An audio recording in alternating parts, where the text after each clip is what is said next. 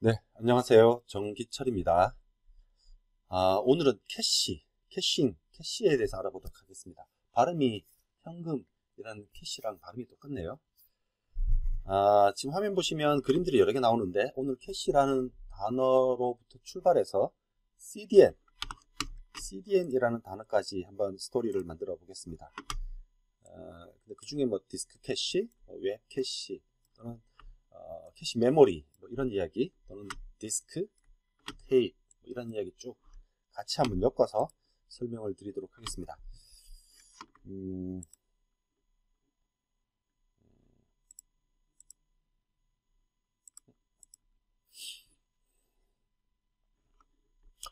네, 여러분 이제 화면에 랜덤 액세스 메모리 우리가 줄여서 RAM이라고 하는데 그 RAM의 랜덤의 의미를 아시나요? 랜덤한 장소에 접근할 수 있다? 디스크나 테이프도 랜덤한 장소에 접근할 수 있죠. 근데 랜덤의 정확한 의미는 찾아봤습니다. What is random access memory means? 뭐 이렇게 찾아봤는데 여기서 문장을 이렇게 설명하고 있습니다. RAM은 스토리지 일종인데 랜덤한 순서로 매우 빠르게 접근할 수 있는 게 가능한 메모리다. 랜덤한 오더라는 것은 랜덤한 장소에 접근하더라도 접근 시간이 동일하다는 겁니다. 반도체 기반의 랜덤 액세스 메모리 RAM은 랜덤한 장소에 접근하더라도 접근 속도가 모두 동일하다라는 말입니다. 랜덤의 실제적인 의미는 예를 들면 지금 화면에 보시는 게 디스크죠. 디스크와 같은 구조는 넘어가 보면 이렇게 돼 있죠. 이게 디스크 암입니다. 디스크 암이 안으로 들어가거나 나오거나 하면서 트랙을 선택하고 또 해당하는 트랙에서도 섹터로 나뉘어서 실린더가 돌면서 해당하는 원하는 섹터를 검색하게 되죠. 그래서 디스크헤드와 원하는 위치와의 거리가 다름에 따라서 읽는 속도도 달라질 수 있습니다. 랜덤이 아니다라는 말이죠. 그래서 이런 접근 방법을 보통 우리가 다이렉트 액세스라고 합니다. 그래서 우리 반도체 기반한 RAM은 랜덤 액세스 메모리라고 하고 디스크 같은 경우는 다이렉트 액세스 메모리라고 하죠. 직접 접근이라고 하는데 저는 이 단어 별로 좋아하지 않습니다. 어감이 랜덤 액세스와 그렇게 구분이 저는 잘 안됩니다. 그런데 디스크는 다이렉트 액세스 메모리라고 많이들 칭합니다. 그러면 시퀀셜 액세스, 디스크와 같은 장비는 시퀀셜 액세스라고 하죠. 순차 접근 메모리라고 합니다.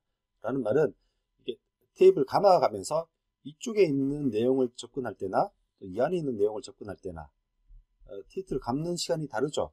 이런 접근 방법을 시퀀셜 순차 접근 메모리라고 합니다. 그래서 RAM은 랜덤 액세스, 디스크는 다이렉트 액세스, 테이프 같은 장비는 순차 액세스라고 합니다. 이제 세 가지 종류의 메모리를 봤는데요. 캐시 메모리라는 것도 있죠. 캐시 메모리라는 것도 있습니다. 이 캐시 메모리에 캐시라는 단어가 여러 곳에서 많이 쓰이는데 컴퓨터 안에서는 CPU와 프라이머리 메모리, 즉 RAM 사이에 있는 메모리가 캐시 메모리입니다. 그래서 캐시 메모리의 데이터를 캐싱해서 좀 더 RAM의 접근 속도를 빨리 하고자 하는 게 캐시 메모리입니다. 캐시 메모리에 대한 구체적인 설명은 제 다른 동영상을 참조를 하시면 되고요. 오늘은 캐시에 대한 설명은 아니어서. 근데 캐시 메모리가 실제 어디 있나? 하드웨어적으로 어디 있나? 사실은 캐시 메모리는 L1 캐시, L2 캐시, L3 캐시, 그리고 CPU나 메인보드를 제작하는 회사에 따라서 조금씩은 다를 수 있습니다. 근데 보통 이렇게 마더보드 주기판에 캐시 메모리가 있을 수 있고요. 당연히 또 CPU 내부에, 여기 CPU가 지금 꽂히지 않은 상태인데 CPU 내부에도 캐시 메모리가 있습니다. 보통 CPU 내부에 있는 캐시 메모리를 L1, 레벨 1 캐시라고 합니다. 당연히 더 비싼 메모리고요. 당연히 더 빠른 캐시 메모리입니다. 근데 이런 캐시가 필요한 이유는 병목 현상 때문이죠. 우측 하단에 보시면 병목이 보입니다. 그래서 실제로 병목이라는 단어는 바틀의 넥이라는 뜻에서 병목이라고 하고요.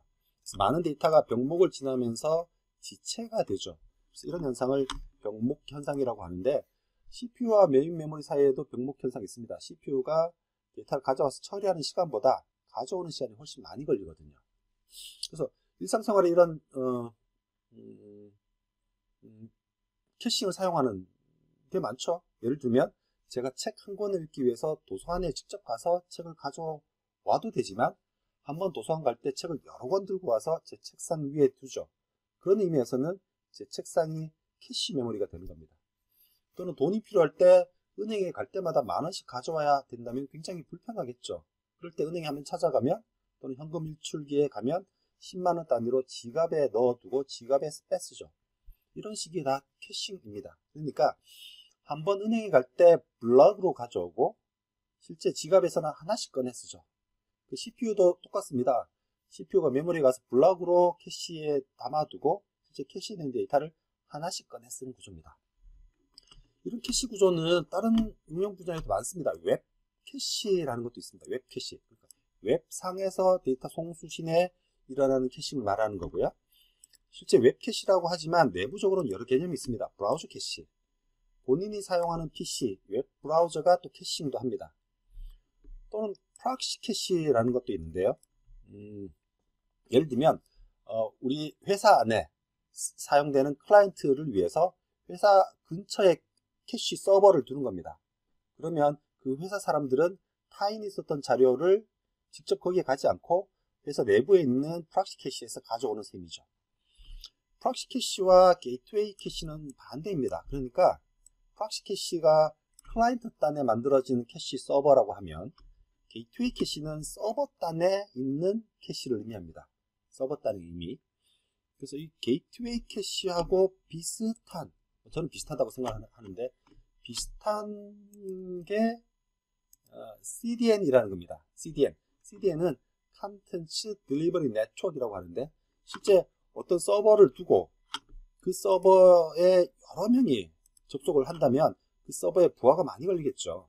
그리고 거리도 멀 거고요.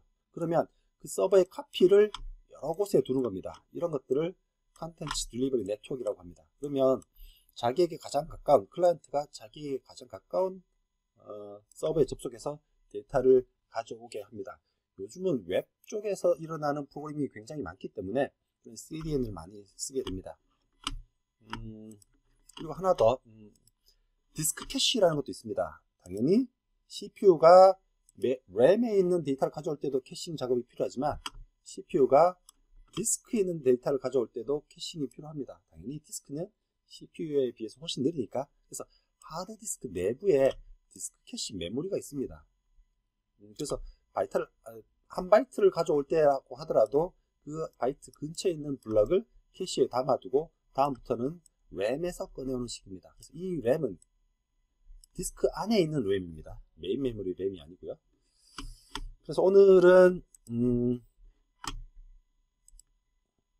오늘 캐시라는 단어로부터 출발해서